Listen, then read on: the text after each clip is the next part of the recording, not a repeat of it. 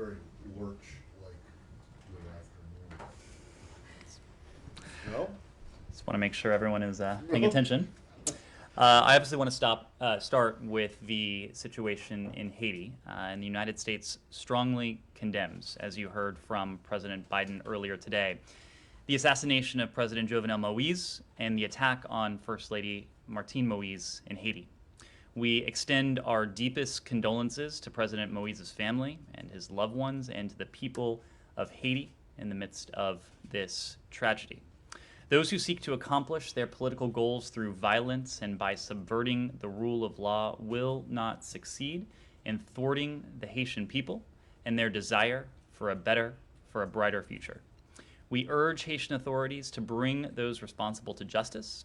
The United States calls on all political parties, civil society groups, and stakeholders to echo what we've heard from Acting Prime Minister Claude Joseph's call for calm and to work together in the wake of this tragedy and to ensure peace and democratic governance. So with that, I'm happy to take your questions. So just before returning to Haiti, I got an extremely brief thing on something else, but it's a logistical thing kind of, and that's the Hong Kong consulate, which has been closed for a couple days now because of a COVID case. Has that spread, do you know? Is there anything more you can say about that? I'm not in a position... And I only ask this now because I forget about it. If I understand. I'm not in a position to offer an update on the operating status there. As you know, our embassies and posts around the world are constantly calibrating their operations given the state of COVID or any other issue that may affect the workforce, but I don't have an update to offer. On Haiti, then, is there any, this isn't exactly, it's bad, but it's not exactly a coup. I mean, it's not the government hasn't been overthrown or anything like that. So is there any implication, assistance-wise or any other wise, for Haiti related to the administration policy towards Haiti? There is Acting Prime Minister Claude Joseph has assumed charge. What we know and what we will continue to do is to preserve Haiti's democratic institutions. We know that by preserving Haiti's democratic institutions, that is key to restoring peace. At this time, we don't have any updates to announce in terms of our assistance, but I can assure you that our partnership with the Haitian people and with their elected government will continue. As you know, that partnership has taken many forms in recent months and, of course, recent years. In January of this year, we announced $75.5 million in support for a wide range of issues, and that includes democratic governance, health, education, agricultural development, strengthening pre-election activities through the Consortium for Elections and Political Process Strengthening Program. We have also been a strong partner for Haiti and the Haitian people when it comes to security and when it comes to law enforcement as well. And much of that has been overseen by our Bureau of International Narcotics and Law Enforcement Affairs. They've provided direct assistance to the Haitian National Police over the years, and as a direct result of this INL support, the Haitian National Police have trained officers from a number that was less than 10,000 in 2010 to nearly 15,000 Haitian National Police officers today. We have continued to encourage Haiti to take a holistic approach to countering violence and to countering gangs, and we provided $5 million to strengthen the Haitian National Police's capacity to work with communities to resist gangs as well. And I would remiss if I didn't note our support to Haiti's pre-election activities. And USAID is providing more than $3 million to the consortium I mentioned before. And those activities for which these funds are earmarked include focusing on improving electoral administration, strengthening the competitiveness of political parties, educating voters on electoral processes, promoting electoral transparency, and ensuring inclusive voter participation as well. So this is just one, these are just several metrics of our support for the Haitian people, and that will not waver in the wake of this. Given the history of U.S. intervention in Haiti, which has been numerous times over the course of the last century and a half, is there any appetite in this administration for some kind of to intervene if the situation gets to be dire? This is a relatively close neighbor that has in the past seen massive outflows of people trying to escape. So if the situation deteriorates, and I realize this is a hypothetical, but is there any appetite for a return? To us, Matt, yeah, Haiti is a partner, and that is how we will treat this relationship. It is how we have treated Haiti. It is how we will going forward. We would echo what we have heard from the acting Prime Minister, Claude Joseph, in his calls for calm, his calls for the Haitian people to work together, to ensure peace, to ensure democratic government. The United States has and will continue to stand by to provide assistance to the Haitian people. So on Haiti, the ambassador told us that he has been in touch with State Department and a number of different agencies in U.S. government. Can you at least say, you just said that you can't give an update on the U.S. assistance, but can you at least say perhaps a new package is being formed and you guys are working on something new on top of these quite little numbers, $5 million, $3 million that you just mentioned? $75.5 million. Okay, I missed that. We have been in regular contact with the acting Prime Minister, Claude Joseph. We are prepared to respond to requests for assistance. Our ambassador to Haiti, Ambassador Sisson, has been in regular contact with a range of Haitian officials. She has spoken to the acting Director General of the Haitian National Police. Of course, Ambassador Thomas Greenfield at the UN this morning spoke to Haiti's permanent representative to the UN. We have been, as I said before, in regular contact. Secretary Blinken started his day this morning with a comprehensive update on the situation on the ground, including the latest developments as we knew them at the time, the security situation. He was briefed by Ambassador Sisson, who at this moment happens to be in Washington. He was also on the phone with the DCM, who is on the ground in Haiti right now, DCM Nicole Theriault, as well as other members of his team. So we are prepared to receive additional requests for assistance from Haitian authorities. Can you also confirm if First Lady is being flown to Miami to receive medical treatment? Well, we of course are familiar with the reports that the First Lady Martine Moise was injured in the attack. We know that she was taken to receive medical treatment. Out of respect for her privacy, we're not in a position to comment to provide further comment. But as I said, we have made very clear to Haitian authorities the United States is standing ready to provide assistance, and we are prepared to provide any and all forms of appropriate assistance Also, to our Haitian partners. Can you speak to the DEA element of all of this? The ambassador also talked about this footage where they're identifying themselves as DEA agents, and he said that he doesn't believe in it.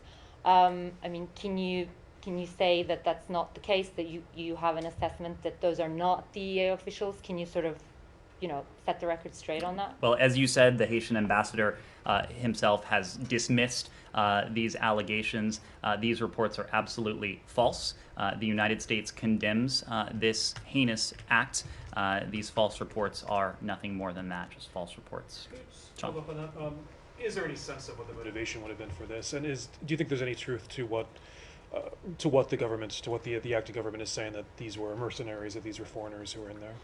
Well, Sean, we just don't have clear answers at this time. What we do know and what I've said is that Haitian authorities are investigating. We stand ready to offer assistance to that investigation, but obviously we're going to let that investigation play out, and of course the Haitian authorities are in the lead on that investigation. Just one more thing on that. You earlier this year you were mentioning about the elections in Haiti, and you called for them to go ahead and schedule later this year. Is it still the view of the United States that that elections in September are a good idea? It is still the view of the United States that elections this year should proceed. We know that free and fair elections are the democratic path towards ending Haiti's irregular and prolonged rule by decree and restoring its parliament, which as of now has lapsed. Free and fair presidential elections will facilitate a peaceful transfer of power to a newly elected president as well. We've, as you know, and as you've heard me say and others say, we have urged Haitian government and political stakeholders repeatedly, both in public and in private, to reach a political accord in order to ensure those legislative and presidential elections take place later this year. Yes. Thank you. Nazira Karimi, Afghan independence journalist. Sure. Let's stay in Haiti for just a moment. I will Can come I back to you. change the subject? I'll come back to you if that's okay. Sure. We'll take a No couple more problem. on Haiti. Yeah, just 2 questions on Haiti. I want to ask this a slightly different way. Can you confirm that there currently is a pending request for defense equipment from Haiti? We expect to be in receipt of formal requests. We stand ready to receive them, but as of right now, I'm not in a position to confirm that we've received a formal request. Okay, and what was the administration's position on the president's legitimacy as a leader of the country? Obviously, the opposition says his 5-year term expired last February. The Haitian constitution is clear on this point. As we've said, we supported elections later this year. We still support those elections later this year, believing and knowing that President Moïse's term was to end next year. Quick question on Haiti. The current U.S. ambassador to Haiti has been nominated to a different position in the State Department. Is there any plan to speed up the process to naming a new ambassador to that country? Well, as you know, Ambassador Sisson is still in that role. She was actually supposed to travel back to Haiti today after consultations here in Washington. She expects to go back to Haiti just as soon as she is able to travel there. We also are very fortunate to have a very capable DCM in Haiti, Nicole Theriault, whom I mentioned before. So if and when Ambassador Sisson moves on to her next role, I can assure you we will have a very capable leader in charge of our post in Port-au-Prince. And I have a quick question, asking slightly different way. So the Haiti's Prime Minister and Ambassador said the attackers were foreigners. If that is so, does the U.S. have any measure in place to prevent them from escaping to the United States? So this is another investigative question, and unfortunately the investigation, of course, is in the early phases. We are ready and willing to support Haitian authorities in that investigation, which they are leading, but we will have to refer investigative questions to Haitian authorities, again reiterating that we are willing to cooperate with any requests they may put forward. Thank you. Thanks. Yes, Haiti still? No. Anything else on Haiti? I will come back to you on Afghanistan, yes. Sure. Thank you. Nazira Karimi, Afghan journalist. As you know, sir, since U.S. and NATO withdraw their soldier in Afghanistan, it's very complicated. The Afghan people, they are very worried. And recently, Iran hosted the Taliban and Afghan official for a meeting. Today, they already had a meeting. Any comment about that? And the meantime, Taliban attacked to Badghis province. Of course, it's very dangerous. Do you think that it's not against the agreement between U.S. and Taliban in Doha, Qatar? Well, when it comes to the Iran-hosted talks, we're of course aware that Iran has hosted a meeting between the Taliban and the Islamic Republic negotiating teams. This is what we've always said, that Afghanistan's neighbors and countries in the region, they too have a stake in Afghanistan's future. They need to use their influence in ways that are positive, in ways that are constructive, in ways that promote the cause of peace, in ways that support the people of Afghanistan. We know that regional consensus and support for an Afghan-led, Afghan-owned peace process, it's important for an enduring peace. When it comes to the recent violence, this is something obviously we have spoken to quite a bit, and the point remains that no government that might come to power in Afghanistan through the use of force at the barrel of a gun will have legitimacy or the support, and that can be especially critical, from the international community. Nor would a government that comes to power by force have the support of the people of Afghanistan.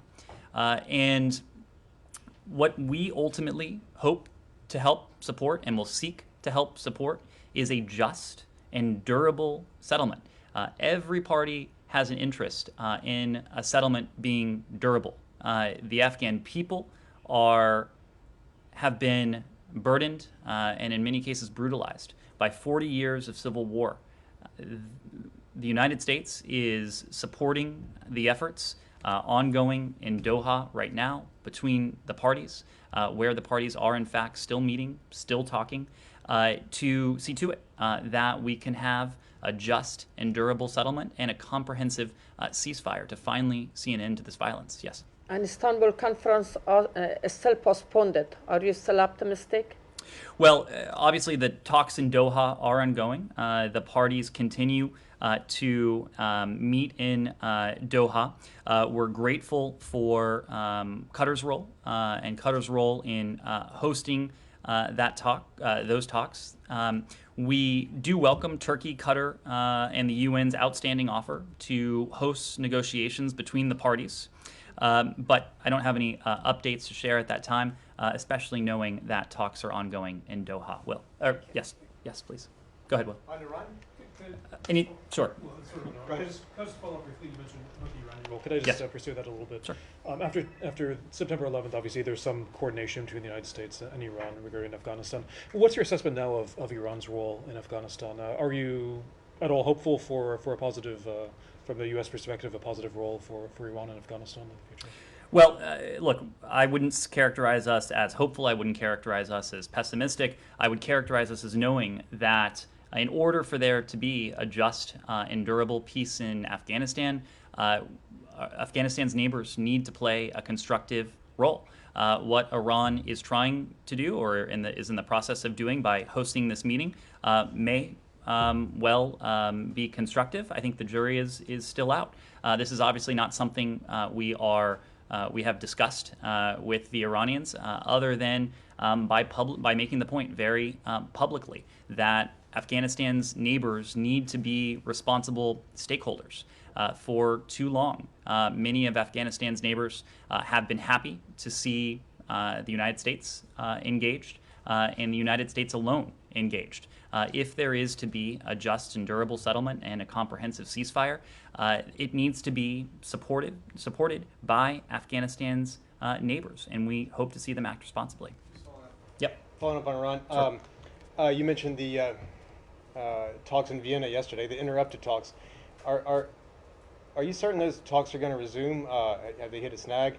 You mentioned consultations. What are the consultations about? Is it about the new president-elect Ayiti, or some of Iran's behavior in the region, or some of the political backdrop and concerns that are bubbling up? Can we absolutely commit that those talks are going to continue, and when do you think we might see that? What I would say is I would need to direct you to the Iranians for feedback on their consultations, what's going on in their capital. I can tell you from our part, the team has been back here at the department, meeting with officials throughout the building, including with Secretary Blinken, updating him on the progress of those talks. Of course, nothing is certain in the world of diplomacy, but I think we have every expectation that there will be a seventh round of talks at the appropriate moment, at the right time, and our team looks forward to being engaged in that next round of talks when it does begin. So the consultations with the U.S. team and in its capital, those are finished now? We are, I think You're we, just waiting for the Europeans to say, okay, come on, guys, let's go back to Vienna? well, of course, the team continues to remain here, continues to engage in discussions, continues to do important work from the department. But that team will be ready, will be prepared to travel back to Vienna when there's a 7th round of talks. Yes. Secretary Blinken met with his French and Saudi counterparts on the sidelines of the G20 regarding Lebanon, but apart from his tweet, no further details had been provided. Tomorrow, the U.S. and French ambassadors to Lebanon are heading to Saudi, and what seems to be a rare diplomatic move. Where does this trilateral coordination stand, and what's Washington hoping to convey during these meetings? Well, you're right, and I can confirm that our ambassador to Lebanon, Dorothy Shea, will in fact travel alongside the French ambassador to Lebanon and Griot to Saudi Arabia for meetings with Saudi officials on July 8th. This visit does follow the trilateral consultation that Secretary Blinken had with his French and Saudi counterparts, Foreign Minister Le Drian and Saudi Foreign Minister bin Farhan on June 29th when we were in Matera for the G20. During her meetings in Saudi Arabia, I expect Ambassador Shea will discuss the gravity of the situation in Lebanon. She'll emphasize the importance of humanitarian assistance to the Lebanese people, as well as increased support for the Lebanese armed forces and internal security forces, in partnership with her French and Saudi counterparts. Ambassador Shea will also continue to develop that trilateral diplomatic strategy. And that strategy is focused on government formation. It's focused on the imperative of undertaking urgent and necessary reforms that the people of Lebanon so desperately need. As we have said before, Lebanon's leaders need to come together, need to do the right thing, need to put aside political bickering and squabbling for the benefit of the Lebanese people.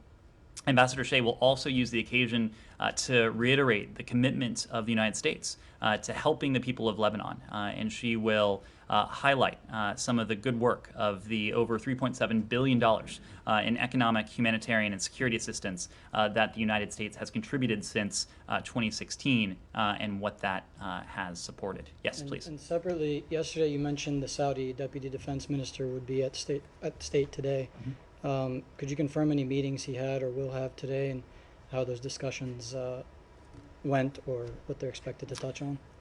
Sure. So as we did confirm yesterday, the Saudi Deputy Defense Minister Khalid bin Salman is in Washington for a series of meetings. He has so far met with our special envoy for the Horn of Africa, Ambassador Feltman. He's also met with special envoy for Yemen, Tim Linderking. In terms of the former special envoy Feltman and KBS discussed the situation in Ethiopia and areas where the United States and Saudi Arabia could potentially cooperate to address the crisis and to mitigate instability in the broader region. They also agreed to continue a dialogue on mechanisms to promote peace, security, and prosperity in the Red Sea. As you know, Ambassador Feltman was recently in the Gulf discussing the situation in the Horn of Africa, and this was a continuation of that. With Special Envoy Linderking, he took part in a meeting yesterday to discuss steps to mitigate the ongoing humanitarian crisis in Yemen and steps necessary to end the conflict there, including steps that would ease restrictions at Hodeidah Port and Sana'a Airport. Special Envoy Linderking stressed the need for continued Saudi engagement on Yemen, allowing space for nationwide comprehensive ceasefire, followed by a transition to a Yemeni political process that would lead to a permanent solution to this conflict. Additionally, Special Envoy Linderking recognized Saudi Arabia for its efforts to improve implementation of the Riyadh Agreement, and he agreed that both the Republic of Yemen government and the Southern Transition Council must continue to negotiate so that the Yemeni government can return to Aden to provide the essential services the Yemeni people need and deserve. The Deputy Defense Minister will be in the building later today. He'll be meeting with a couple senior State Department officials during that session. Will you see the secretary? I expect the Secretary will have a chance to take part in part of that meeting, yes. When you talk about urgent and necessary reforms needed in Lebanon, could you give us an example or two of what the most urgent and most necessary reforms are? Well, it's certainly urgent that Lebanon's leaders set aside their political differences to form a government that is cohesive and a government that is responsive to the needs of the international people. Corruption, impunity, lawlessness have dogged successive governments, and ultimately, and most importantly, have drained the Lebanese people of much needed resources.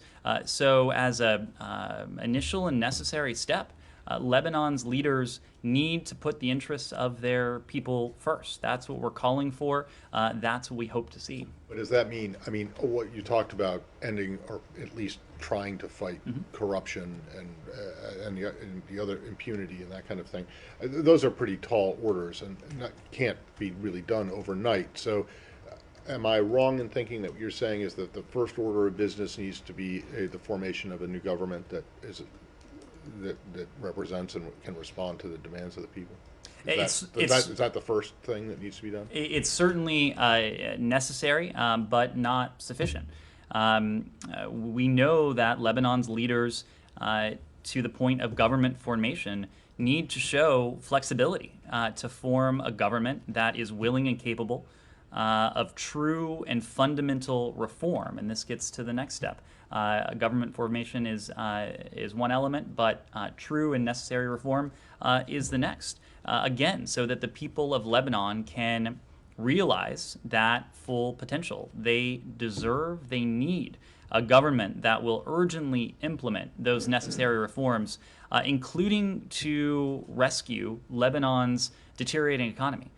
Lebanon's economy and the economic condition of the country has imposed huge costs, huge burdens on the people of Lebanon.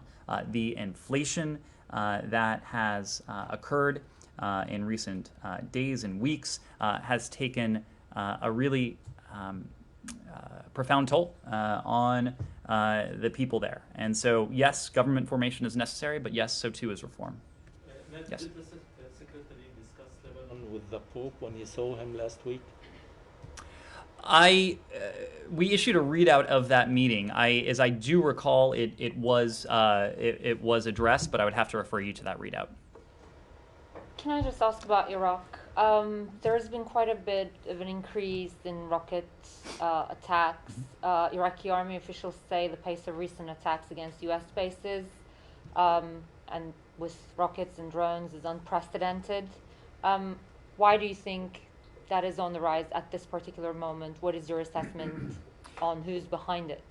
Well, I'd have to correct one thing you said. There are no U.S. bases in Iraq. Sorry, There are a limited number of U.S. and other coalition advisors at Iraqi bases, at Iraqi government invitation, that in turn assist and enable Iraqi security forces to confront the remnants of ISIS. Look, I wouldn't want to speak to the motivation of these attacks. I will say that what we recognize is that these attacks reflect and are representative of the threat that Iran-backed militias present fundamentally to Iraq's sovereignty, into Iraq's stability. Do you know for a fact that they're carried out by Iranian-backed militias? These attacks over the past couple of days? So obviously there have been recent attacks, and I wouldn't want to prejudge investigations that are ongoing. But as we have said in the context of attacks that have taken place in recent months, they have been carried out by Iran-backed militias, and President Biden in turn has responded. In different ways, but of course, perhaps most visibly by authorizing the military strikes most recently, late last month, but also before that as well on Iran-backed militia infrastructure in Iraq and Syria. Yes? I want to confirm on information that I got from Brazilian government. Is the U.S. planning to send more vaccines directly to Brazil in the coming 2 weeks? If yes, how many vaccines, and when are they getting to Brazil? And also, I would like to know, when is the U.S. planning to pick the new ambassador to Brazil, and what is the profile that you are looking for? If a political pick or a diplomat, a career diplomat? Well, to your first question, we were very pleased to have been able to deliver 3 million doses of Johnson & Johnson COVID vaccines that arrived in Campinas, Brazil, late last month, June 25th, I believe it was. Presently, as you know, we're working to support the delivery of the 80 million doses from our own supply that President Biden pledged to allocate last month, mid-last month. We'll donate additional doses throughout the summer months as supply becomes available. In doing so, our principles are standard and transparent, and that includes maximizing the number of safe and effective vaccines available equitably for the greatest number of countries and for those most at risk within their countries. It includes preparing for surges and prioritizing healthcare workers and other vulnerable populations based on public health data and acknowledged best practices, and helping countries in need, including our neighbors. And of course, Brazil is an important partner of ours in the hemisphere. We have provided non-vaccine support to Brazil in the context of the COVID pandemic as well. And that brings me to your second question. Because Brazil is such an important partner of the United States, while I can't give you a name or I can't give you a time frame, I assure you that the next U.S. ambassador to Brazil will be someone who has the trust and confidence of Secretary Blinken and the trust and confidence of President Biden. That person will be charged with an incredibly important relationship, and as soon as we have more details, we'll be sure to share them. Or is there a timeline for this? Other countries who don't have it. Well, who don't have the support of the president. I am speaking in the context of Brazil and an important partner. Rich in the back. Thanks, Ned. Indo-Pacific Coordinator Kirk Campbell said that any Chinese move against Taiwan would be catastrophic, and that this administration is sending a clear message of deterrence. China's foreign ministry today responded, warning the U.S. to tread carefully on this issue. Can we expect the U.S. to continue to send this clear message of deterrence, or perhaps an even clearer message of deterrence going forward? Well, the United States will continue to support a peaceful resolution of cross-strait issues consistent with the longstanding wishes of and the best interests of the people on Taiwan. And we have repeatedly urged Beijing to cease its military, its diplomatic, its economic pressure against Taiwan, and instead to engage in meaningful dialogue with Taiwan. Secretary Blinken has addressed the question. He has repeatedly said it would be a profound mistake by any party to try and remake that status quo with the use of force. Our commitment to Taiwan is rock solid, and we believe that commitment contributes to the maintenance of peace and stability across the Taiwan Strait and within the broader region. For 4 decades, American policy has been consistent. The One China policy is guided by the Taiwan Relations Act, the 3 joint communiques, the 6 assurances provided to Taipei. That has not changed. As you know, Rich, we also did unveil a couple months ago now updated contact guidance that will allow us to deepen our partnership with the people on Taiwan, consistent with that One China policy, the Taiwan Relations Act, the 3 joint communiques, and the 6 assurances. Is the U.S. seeing any evidence that Beijing is ready to cease this pressure? I wouldn't want to characterize discussions with Beijing or any other country on this. What I will characterize is what we are making very clear, and that is that our commitment to Taiwan is rock solid. We believe it is in the best interests of the people on Taiwan and the broader region as well. Any comment on the dispute between the UAE and Saudi Arabia over oil and the OPEC Plus? I believe you've heard from the White House on this, and I think they had an opportunity to discuss this again yesterday. U.S. officials are closely monitoring these talks, closely watching the progress. We've been in touch with several of the parties involved. Let me move it around. Yes. On Syria, can you give us an update on negotiations on the cross-border resolution? And given that this is an issue that comes up year after year, has the Biden administration, as part of its Syria policy, given any consideration to finding a longer-term solution to aid delivery? So to your second question, this is, to us, not a question about geopolitics or bilateral relations with any other member of the UN Security Council, or political dynamics on the Council. To us, this is fundamentally a question of the humanitarian interests of the Syrian people. This boils down to a question of livelihoods and a question of lives for the people of Syria. And that's why we are and have been acting so urgently now that there are just a few days left until the last remaining humanitarian crossing is set to expire. We've been very clear, again, because of the human stakes, the potential human costs of this, millions of Syrians, women, children, men, that the Security Council must renew and expand humanitarian access provided by Bab al-Hawa for 12 months. And we know we must do it now because, of course, the expiration is coming up. The people of Syria have been brutalized by the Assad regime. They have been further buffeted by the COVID pandemic. What we seek to do, and again, this is not about politics, this is not about geopolitics, this is not about interstate relations, this is not about great powers.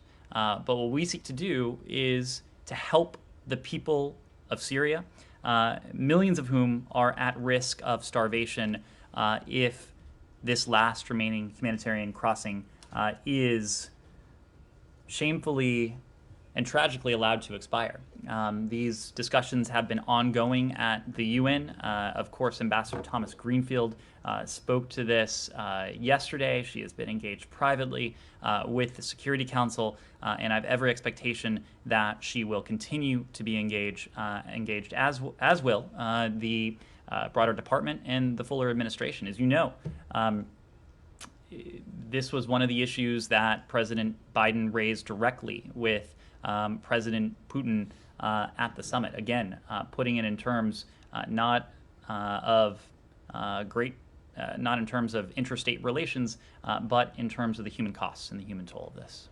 On that, has the U.S. actually made any progress in convincing Russia to agree to a renewal? I wouldn't want to characterize discussions that have been behind closed doors. I would refer you to the Russian Federation for their position on this, but I think it goes without saying that any responsible country should be in favor of saving lives, and this is what this is about.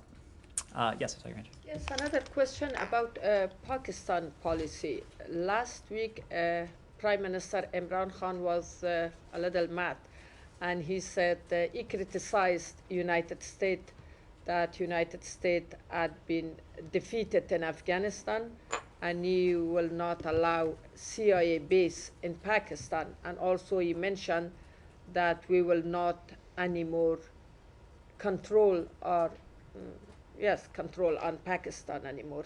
If Taliban try to get the power by force, we will not support them. And I don't know what's their relationship. Still, Pakistan has influences to Taliban to bring them on the table in this sensitive time in Doha. Well, I think what is true is that Pakistan is an important partner across any number of fronts. Of course, we have shared interests when it comes to Afghanistan, when it comes to peace and stability in Afghanistan. We have, and this goes over the course of successive administrations now, encouraged Pakistan to be a constructive partner when it comes to Afghanistan and our collective efforts to bring about some semblance of peace and security there. Pakistan has been helpful in recently when it comes to this shared interest. Our shared interests go well beyond that. Broader counterterrorism interests as well. Not to mention the people-to-people ties that unite our two countries. But this also goes back to, I think, where we started with your earlier question, that what we know to be true is that all of Afghanistan's neighbors need to play a constructive role in helping to bring about a just and durable political settlement, as well as a comprehensive ceasefire. For far too long, some of Afghanistan's neighbors have not played that role. They had been happy to let other countries take responsibility. And right now, we have made clear that we are going to be working very closely to ensure that Afghanistan's neighbors do play that constructive role, knowing that it will be a necessary ingredient to what I think we all collectively hope to see in Afghanistan. Yes, Sean. Different issue on China. WeChat, the popular social media forum. There have been reports that there have been the deletion of LGBTQ content from WeChat. Do you have any comment on that? Does this signal at all a worsening of the climate for sexual minorities in China? Well, we are aware of reports that WeChat has deleted several accounts carrying public views of LGBTQI plus topics, and we're concerned by that the PRC has restricted the social media accounts of LGBTQI plus student groups and NGOs that were merely expressing their views, exercising their right to freedom of expression and freedom of speech. We oppose the use of network restrictions to suppress freedom of expression online. It does not matter to us whether that is in China or anywhere else. We oppose it universally. U.S. Content moderation issues are addressed in line with the strong protections under U.S. law that align with international standards for, as I said before, that very freedom of expression. And we encourage other governments to develop similar policies respecting freedom of expression. More broadly, we're committed to fighting for the human rights of all people, and that, of course, includes LGBTQI plus people around the world. This administration is taking measures to ensure that U.S. diplomacy promotes and protects those rights. As you know, on February 5th, President Biden signed a presidential memorandum making it the policy of the United States to